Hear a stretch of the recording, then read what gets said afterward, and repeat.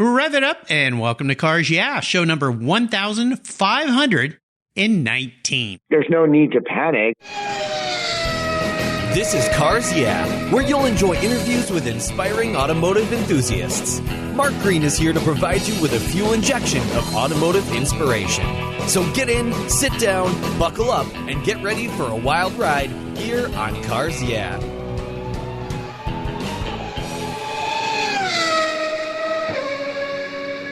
Hello, inspiring automotive enthusiasts, and welcome to Cars Yeah. I am revved up and so excited to bring to you today a very special guest known as Von Hot Rod. He's calling in from California today. Von Hot Rod Valdez is a lifelong hot rodder who's become a legend in pinstripe.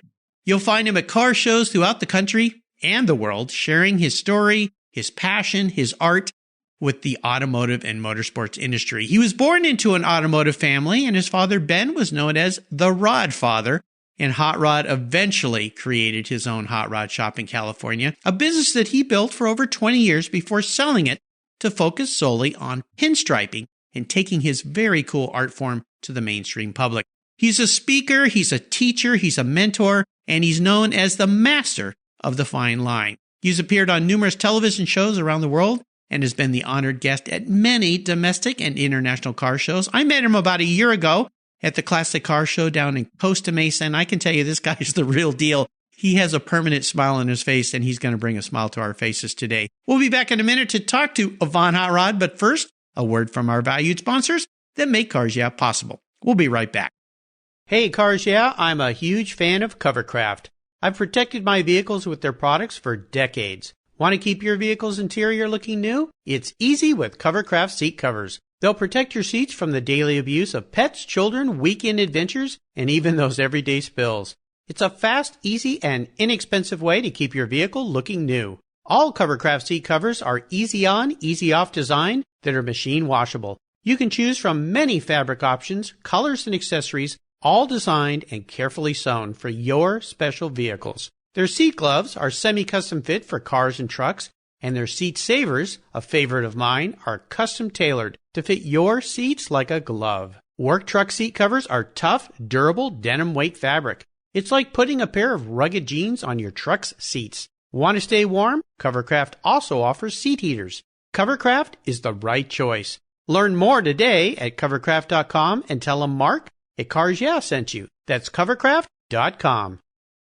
Are you a Cars Yeah subscriber? If you're not, go to carsyeah.com, click on the free book button, and I'll send you my free filler up book. It's a very cool book I created of fuel filler fun, some very cool imagery, and great quotes from past guests here on Cars Yeah. Plus, you'll get my weekly email follow-up and my weekly blog. Just go to carsyeah.com, click on the free book button, and I'll send it to you right away. Thanks for subscribing.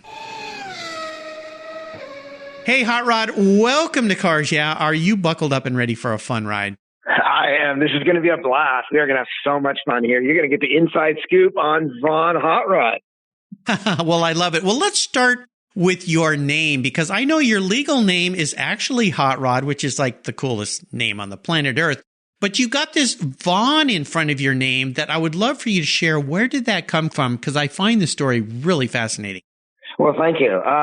Well, basically, when I had my hot rod shop, I named it Hot Rods, named after me, apostrophe S. And when I sold it, I can't put apostrophe S on my name.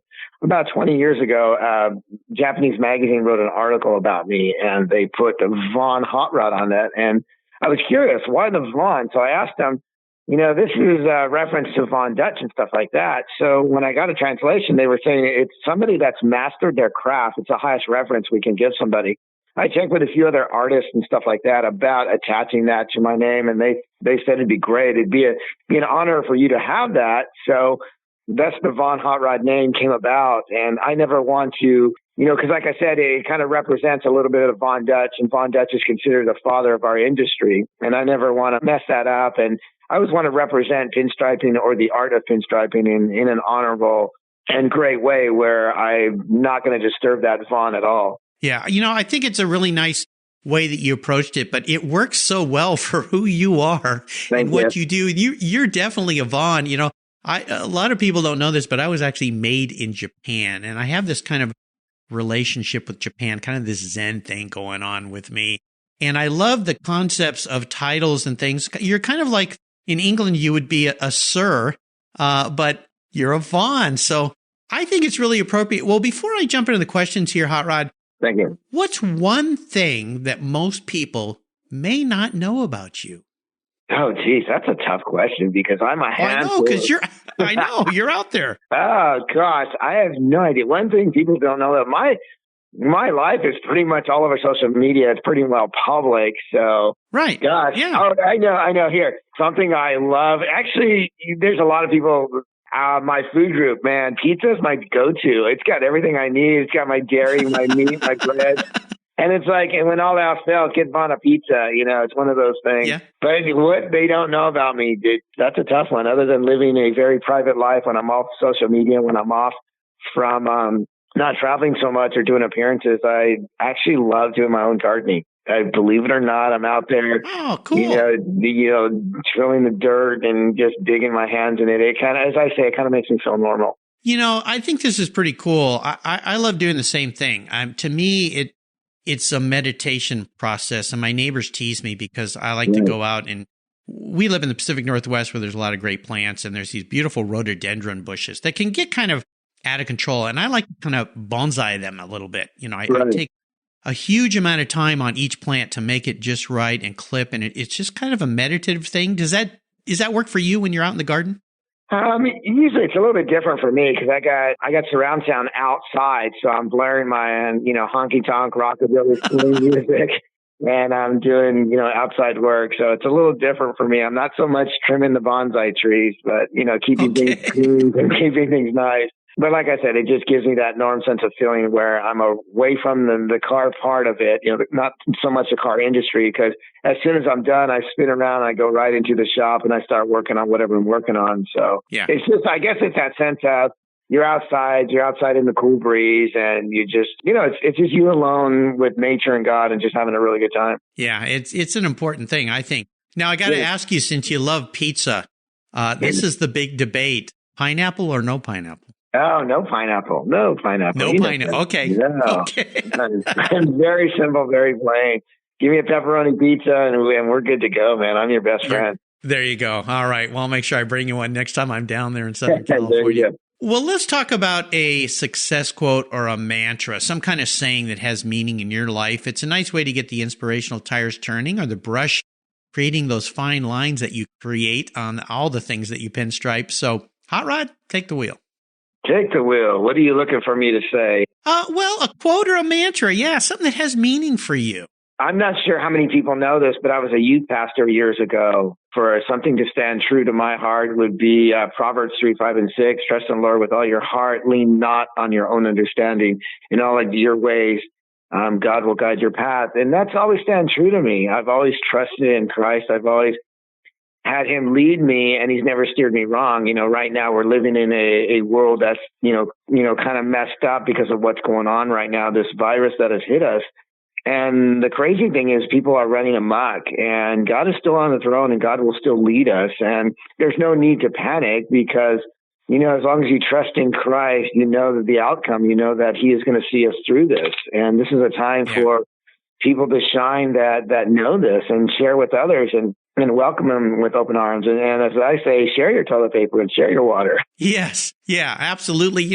I write a blog every week, and my blog last week was titled Don't Be Rust. And the idea behind it was to, rust attacks strong steel and turns it into flakes. And you see some negativity out there right now with what's going on, this challenge. And my goal was to don't be rust.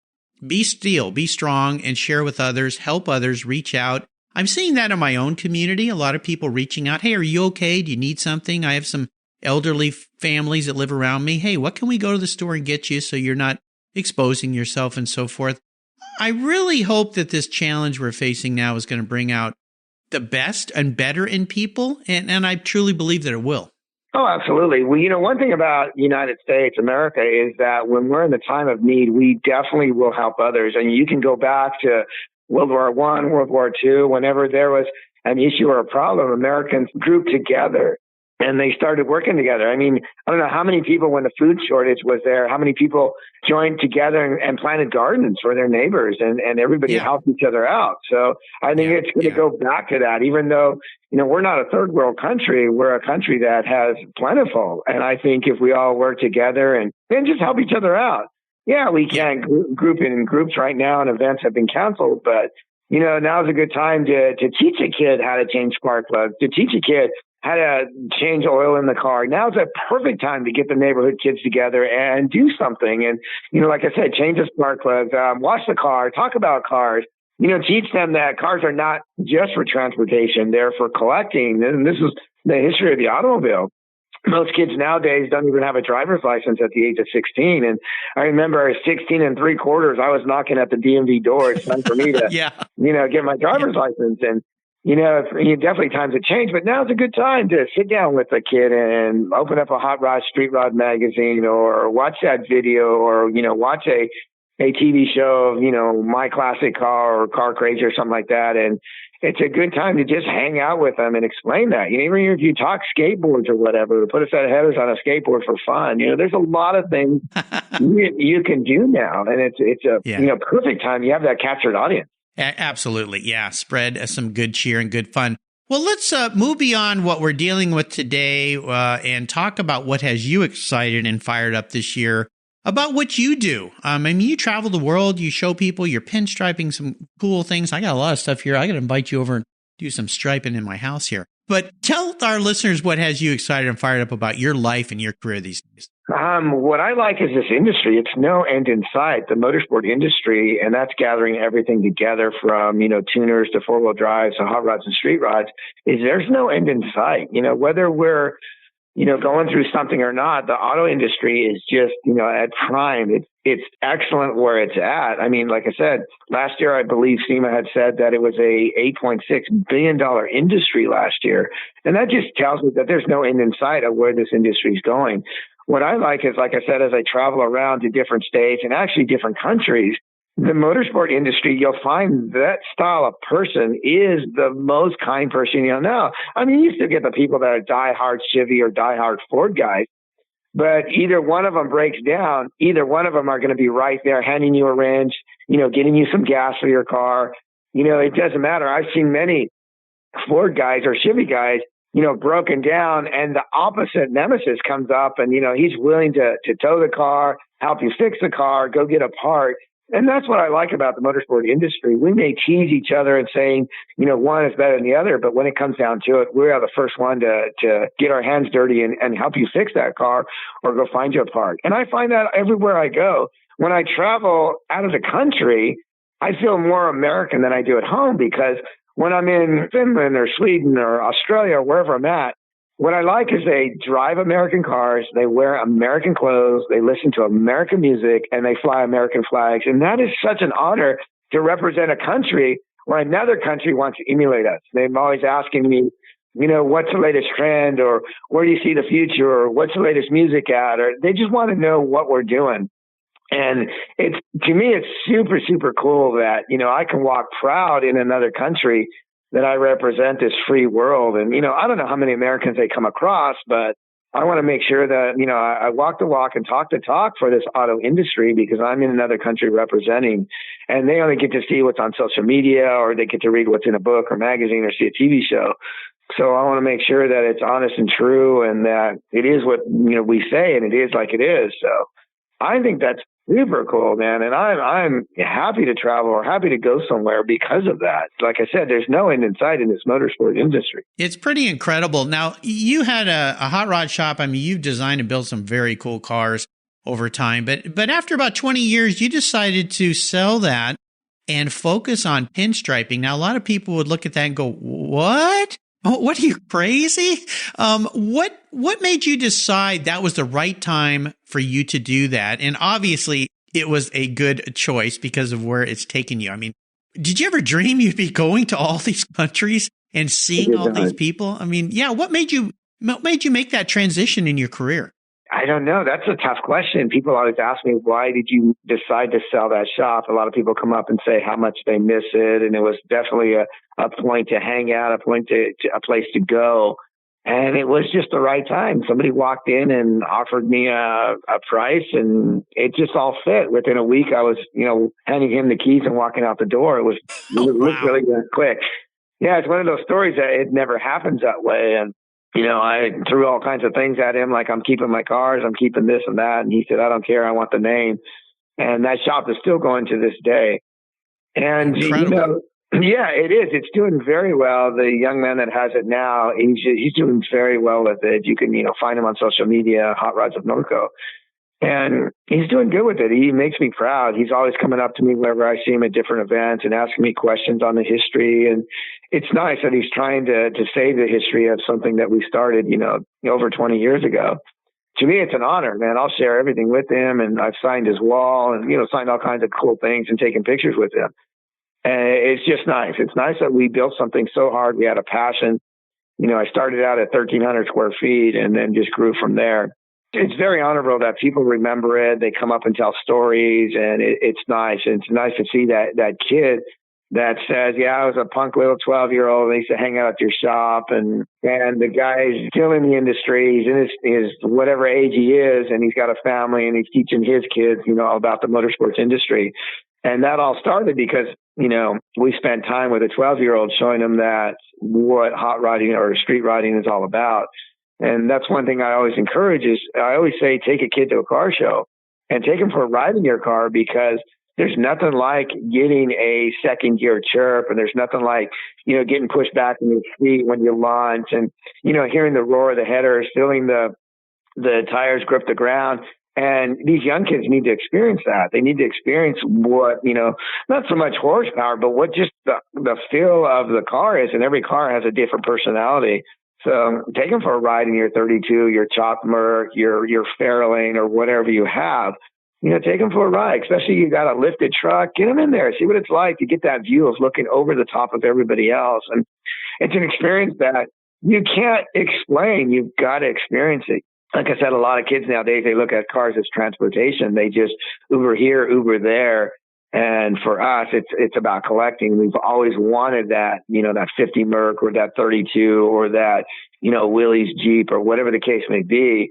And now as we've gotten older, we're able to afford these cars and build a car, as we say, of our dream. And the crazy thing is when I had my shop, that was during the Boyd craze or the mini truck craze. And now these kids that have grown up in the mini truck craze, mini trucking out here in California is super popular. Everybody's looking for those hard bodies and those Toyotas and stuff like that. And they're building them because that was their muscle car back then. Kids laugh, or right. My parents laughed at me when I was driving a 68 Camaro to high school. That thing's a death trap, because they wanted the big, 55 Chevy with all the steel around it. And so, but their parents laughed at them for driving that such a fast car back then.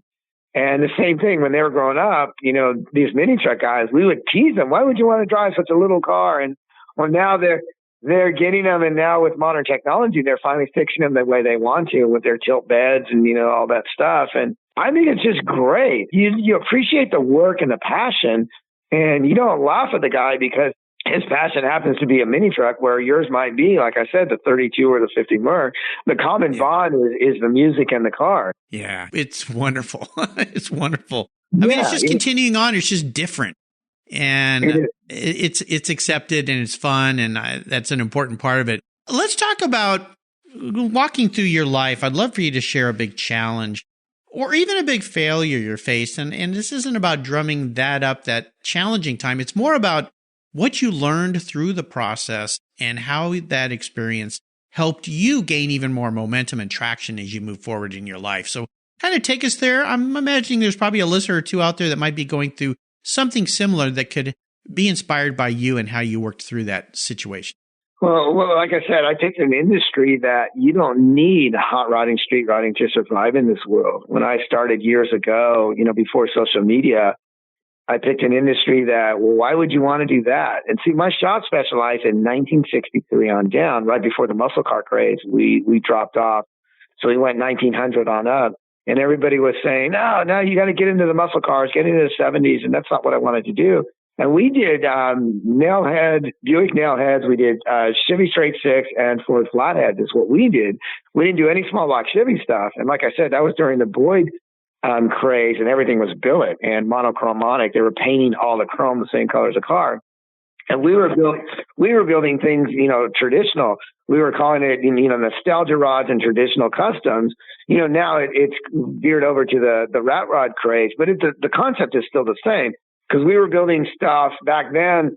There was, primer existed. It wasn't these flat colors. So you either slated your car in either black, gray, or rust color. That was all that was available. You can add a flattener to a paint, but it wouldn't, react the same.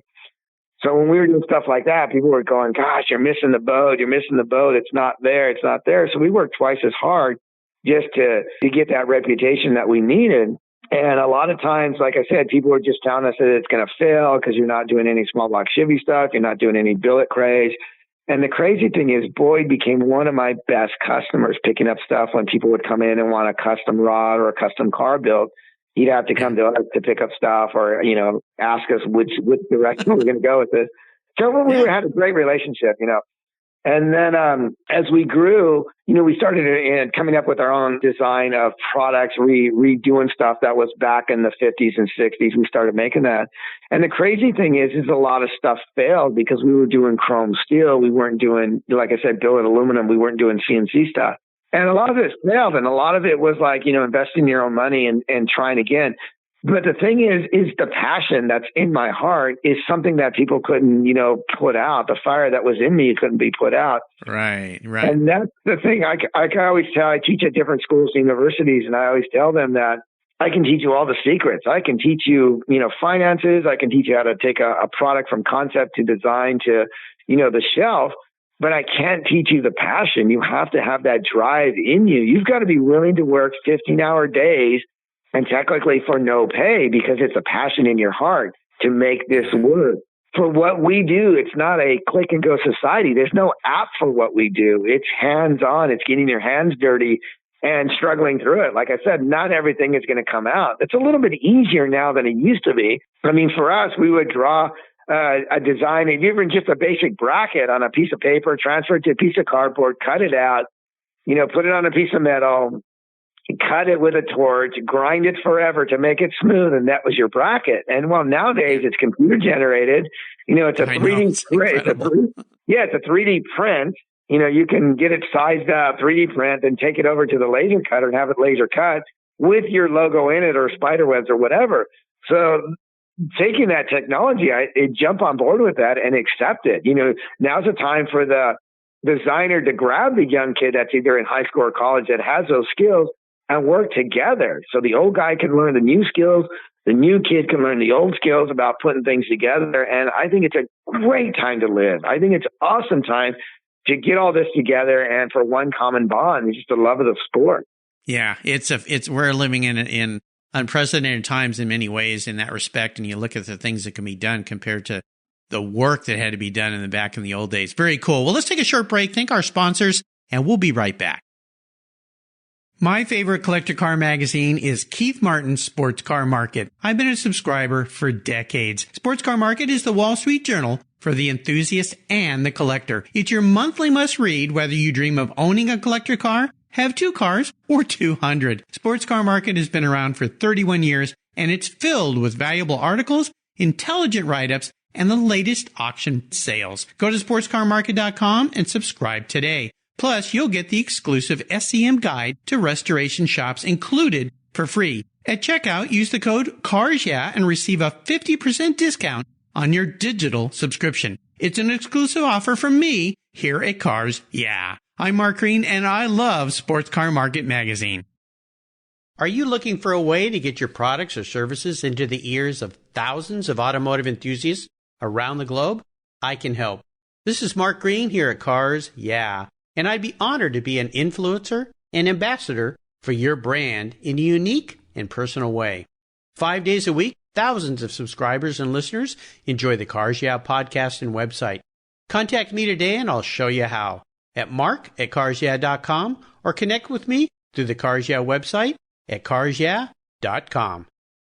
If you're listening to Cars Yeah, you've probably spent some time working on your favorite ride. But how confident are you working on your finances? You may be able to rebuild a fuel injection system, but can you decipher the details of a mutual fund? If you're like me, investments, insurance, annuities, budgeting, and other financial concepts may seem a bit daunting, but what if I told you there's a book that describes these subjects and more in an easy-to-read and a very humorous way? My friend Chris Kimball, CFP, a longtime sponsor and past guest here on Cars Yeah, has written that book, and it's titled The Saga of Ike and Penny, a couple's humorous journey through the confusing world of finance. It's a fun look at things you need to know, everything from investing to effective ways to get rid of credit card debt, and it's probably the only book on finance with a VMAX on the front cover and a classic Mini Cooper on the back. The book's available at Amazon for just $10, and this book will dramatically improve the direction of your financial future. I gave copies to each of my children. All securities are through Money Concepts Capital Corp. Christopher Kimball Financial Services is not affiliated with Money Concepts Capital Corp. Get your copy, The Saga of Ike and Penny, today.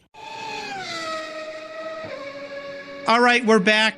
You grew up in a car family, so I think you were destined to be a car guy. But was there a pivotal moment in your life when you realized, you know what, this is what I like? I am going to be a car guy. Can you remember that moment? Well, it's not necessarily that. It was growing up with Dad. Dad was an sprint car driver and drag racer. So on Saturday, we were always wrenching on cars. And my thing is I hated on Saturdays that we used to have to go to guys' garages, backyards, junkyards, speed shops, just hunting down parts, to get these cars fixed and stuff. And I just used to tell him, there was a store called White Front back in the day. It's kind of like our Target is nowadays, where you can pretty much buy anything. I remember White Fronts in Southern California. Yeah, and I used to tell him, I go, well, why doesn't somebody just open up a shop like White Front where you can buy everything under one roof? And he goes, well, that would never happen. That's too much inventory. So I remember I was probably I'm guessing 5th grade. I had this idea. I got to junior high, and I was playing with the idea. I want my own shop. Back then, it wasn't really a hot rod shop. It was more of a speed shop. And I kind of was putting the reference together of what I wanted. I've always been that kid where, I'm always thinking. I was constantly thinking of stuff, constantly thinking and working on neighbors' bikes and stuff like that, trying to turn them into choppers and different things. That's just how life was for me. My teacher saw what I was doing. They asked me. I said, "Well, I'm going to own a speed shop, and this is kind of what I want." And I was drawing it and stuff like that. So they kind of guided me along. Go to high school. I'm an average student, nothing special. Another teacher got wind of me wanting this type of business. So they kind of guided me and told me, how to go about getting a business and how to go about doing this stuff. And I'm just a wrench monkey, I'm not knowing anything about business. All I want is a cool shed with hot rods being built in it. So I graduated high school. I jumped into college. And let me tell you, the week I was there was pretty fun. I said, this is going to take way too long. And I dropped out. I only was in college for a week and I took off. Oh, wow. That was it. Because I said it's going to take too long for me to have this hot rod shop. This is years. And I go, I need to be here at this age and I really want to retire at this age. And I said, this is going to take way too long. So, got the grunt job. The grunt job was terrible, but the pay was high. Stockpiled money for 2.5 years. And in the meantime, I'm already flipping cars, developing a name and reputation, and saved enough money. And I walked out on that job. I, gave my day's notice actually and walked out and opened up my shop.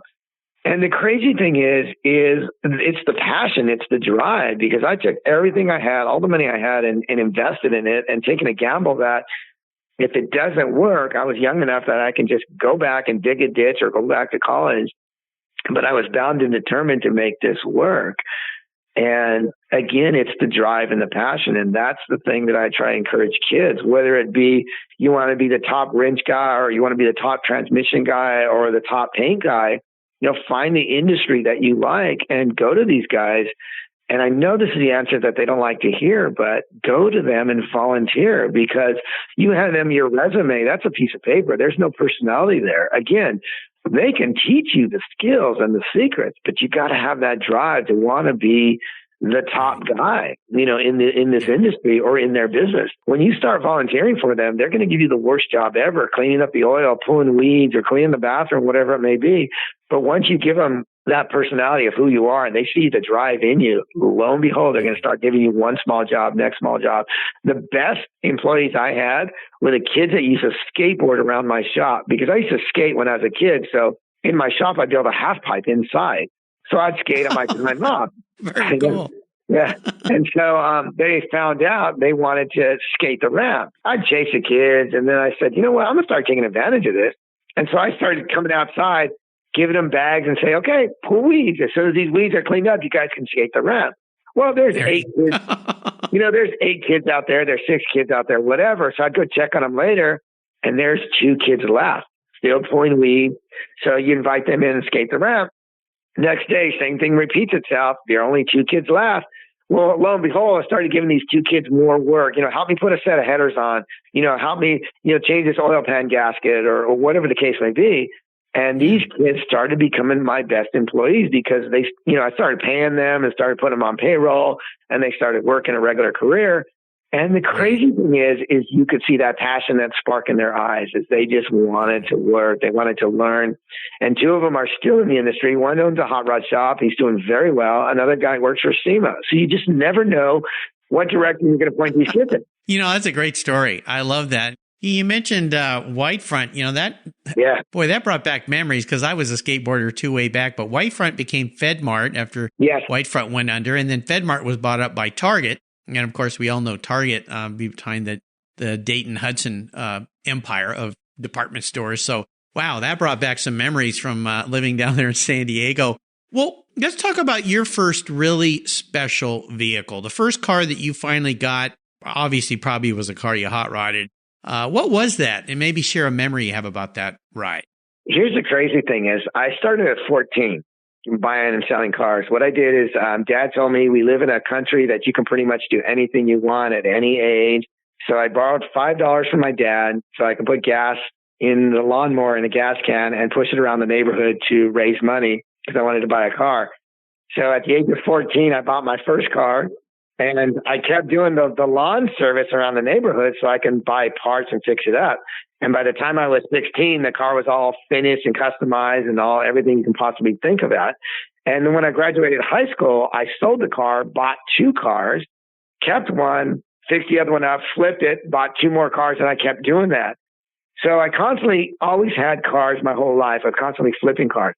When I had the shop and was finally making a little bit of pocket money, I bought a 1950 Ford business coupe. It was a chicken coop in Yucaipa, California. There was chickens growing in it. It had one door open, but I knew what the car was. I yanked it out of there. The flathead was frozen, so I put another flathead in it out of a 50 Merc with a magneto, and it's running a 4-barrel on it. And it's like I said, it's out of a 50 Merc. So I customized that car over 33 years ago, and to this day, I still own that car.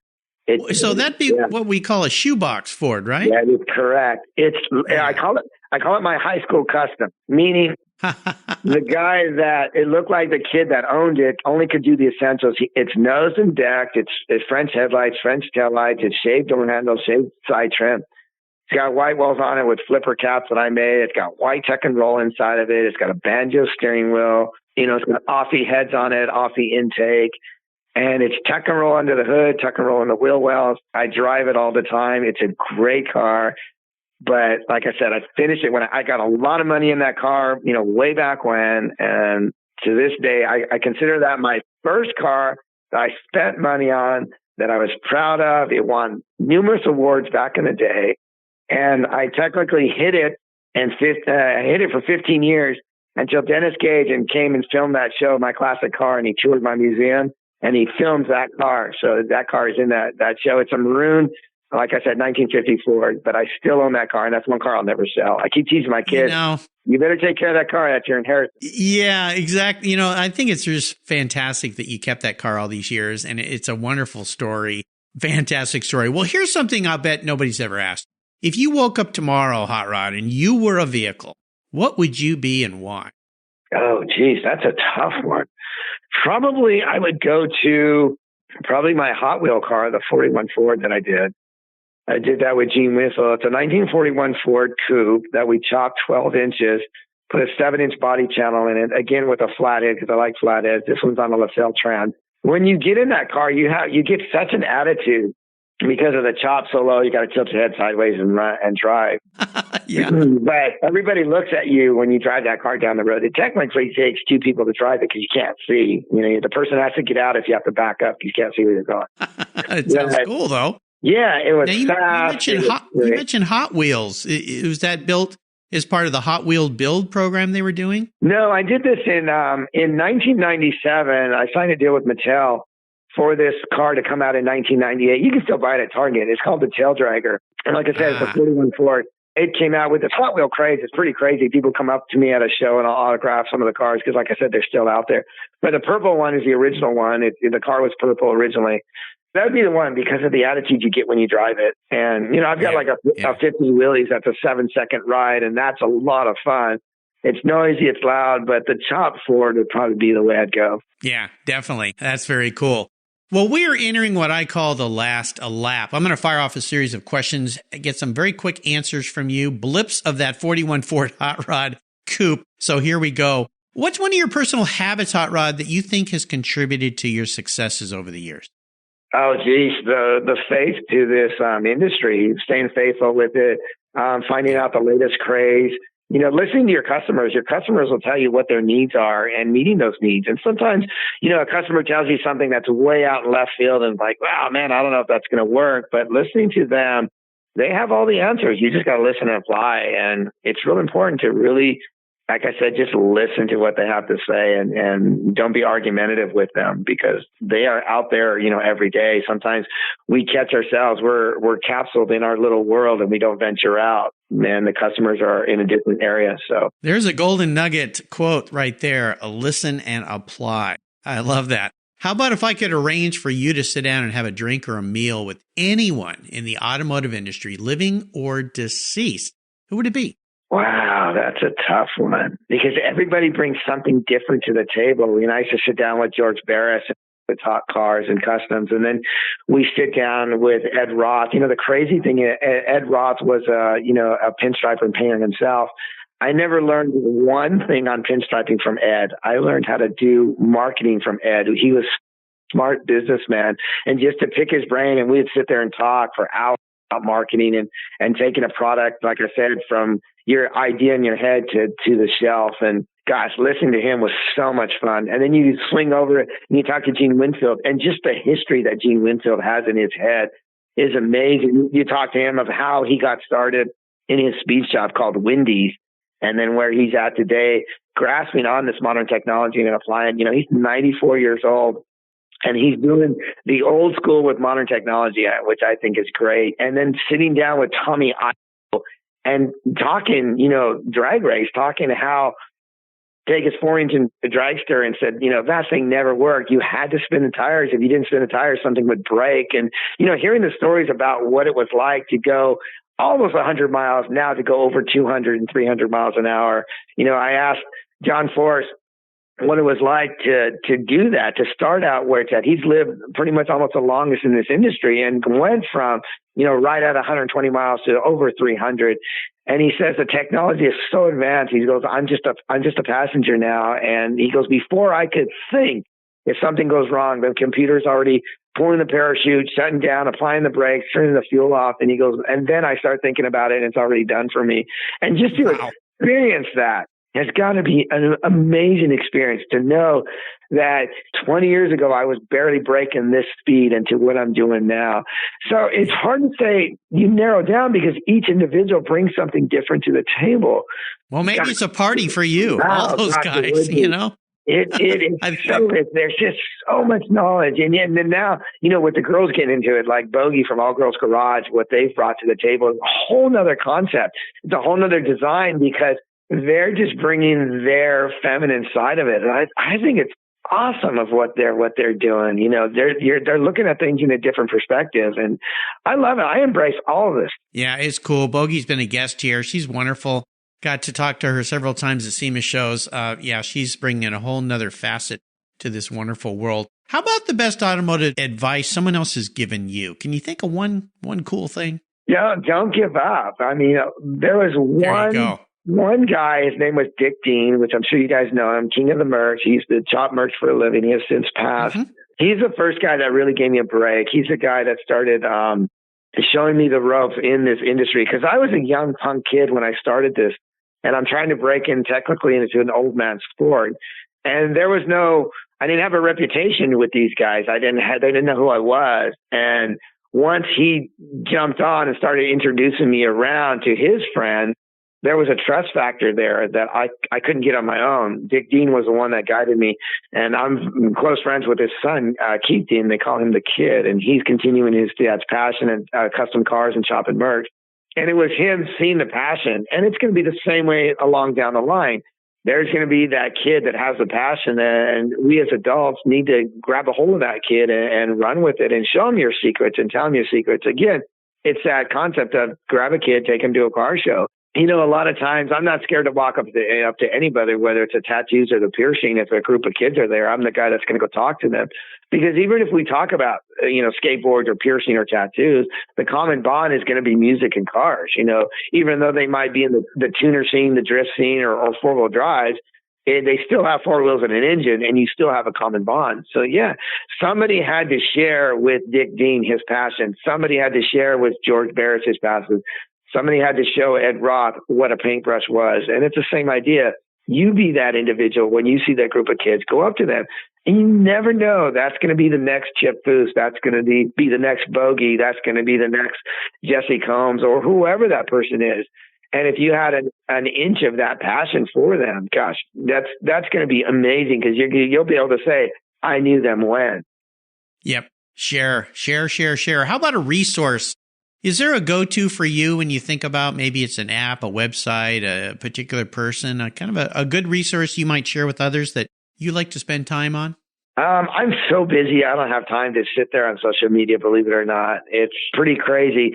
Anything I have that I'm going to think about doing, it's usually I share with my father. I got this idea, or I think I'm going to do this. And so me and Dad will sit down and talk it over, develop it from there. And then, of course, I share with my wife of where I'm going or what's going to be the next direction we think this career is going to go. Yeah. So it's usually talking to somebody. The websites and stuff are great for informational, but there's nothing like talking to somebody face to face and seeing the look in their face and the passion, on their face. I know times are different now, but there's nothing like it. I mean, I would rather do a phone call or meet you somewhere for lunch than, talk through an email or something like that. Call me old school.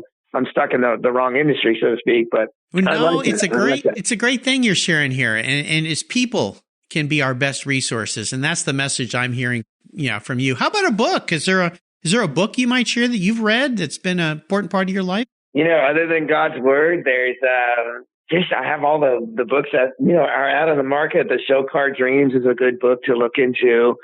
How to Chop Your Top by George Barris are good books. I know he written those a few years ago. Yeah. But those are good ones. Yeah. Those are all good.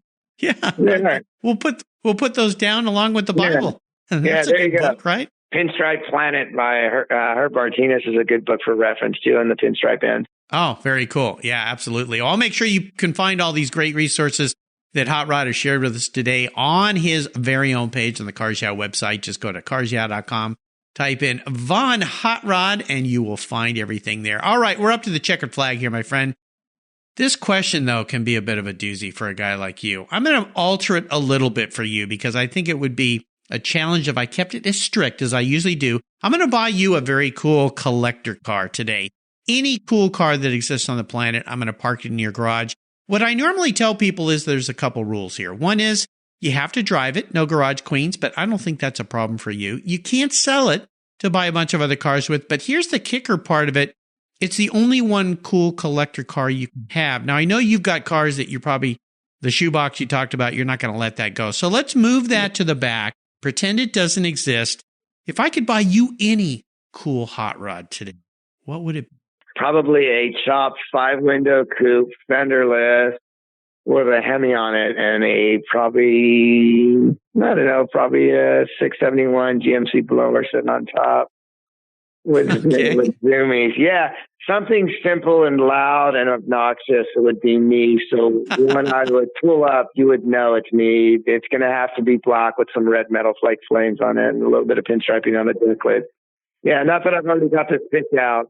Okay. Yeah. Not like you have the details picked out at all, my friend. Right. Oh my gosh. Yeah. Well, I think that sounds cool. Definitely when you show up to the party, people know you're there. I can tell you that. Hey, you've taken me on a fun ride today. This has been really great. Your enthusiasm, your positiveness, your attitude is just so spectacular. It's very contagious, by the way. Could you offer our listeners maybe one little piece of wisdom or guidance before you race off down the road in that chopped 5-wind? Well, again, it's going to be my passion is share with the younger generation. Let's let them know that, again, cars are for collecting, not just for transportation. And I know it's a cliche line that I always say, but it's so true. Take a kid to a car show. Show them your passion and what it is to sit in that seat. And, if a kid jumps in your car and he gets a little bit of grass on the floor mat, clean it up. So what? But just think if you change that kid's mind and that perspective of what he thinks of cars, it's well worth it. So a kid jumps in your car and he drops some ice cream on the seat, we can clean that up. If a kid comes by your car and is leaning on it, share with them why he doesn't lean. Don't just yell at them, get off my car. Share with them, that's a passion, what you've got in this paint and what the paint is about and why you're, let him know, let him feel how smooth that paint is. Let him feel the leather. They've got to experience it. Don't chase them away. Let them experience the same passion that you have, that he has. Maybe, his father and mother don't like cars, or maybe they don't allow him to do that, but show him, and it teaches him respect. That way, the next time he goes to a car show or the next car he wants to lean on, he tells his friends, no, don't do that because of. And that's all it is education, letting them know. So like I always say, take a kid to a car show. Yeah, absolutely. Hey, what's the best way for people to follow along with your exciting world? Just you can jump on the website, vonhotrodshop.com, or you can find me on social media, Instagram, Facebook. Everything is at Von Hot Rod. I'm real easy to find. Message me if you have a question. Like I said, I'll share whatever we can, and I will see you at the next event. Absolutely, my friend. This has been great. Thanks for being so generous with your time and expertise and for sharing your incredible life with us. Until you and I talk again, we'll see you down the road. Hey, Cars Yeah listeners, this is Mark Green. If you love the Cars Yeah podcast, I have something new for you. I've teamed up with Keith Martin, a collector car market expert and the editor of Sports Car Market magazine, to create the Buy, Sell, Hold podcast. Buy, Sell, Hold is the essence of collecting. Together, we take you on an educational ride into the collector car market, talking with industry experts, helping you navigate your collector car journey so you know when to buy, sell, hold. We talk with seasoned experts who buy, sell, and hold investment vehicles, and they'll share their insider secrets on how they make their buying decisions when it comes to making these important investments. You'll find the Buy, Sell, Hold podcast on the Cars Yeah website, on the Sports Car Market website, and if you're a podcast app subscriber to Cars Yeah, Buy, Sell, Hold will come right to your mobile device, just like the Cars Yeah podcast. Automatically. Join Keith Martin and me on a great new venture on the Buy, Sell, Hold podcast today. Thank you so much for joining us on today's ride here at Cars Yeah. Drive on over to carsyeah.com to find show notes and inspiring automotive fun. Download your free copy of Filler Up, a fun book filled with gorgeous photographs of fuel filler fun, including quotes from more inspiring automotive enthusiasts. Download your copy today, and we'll see you next time on Cars Yeah.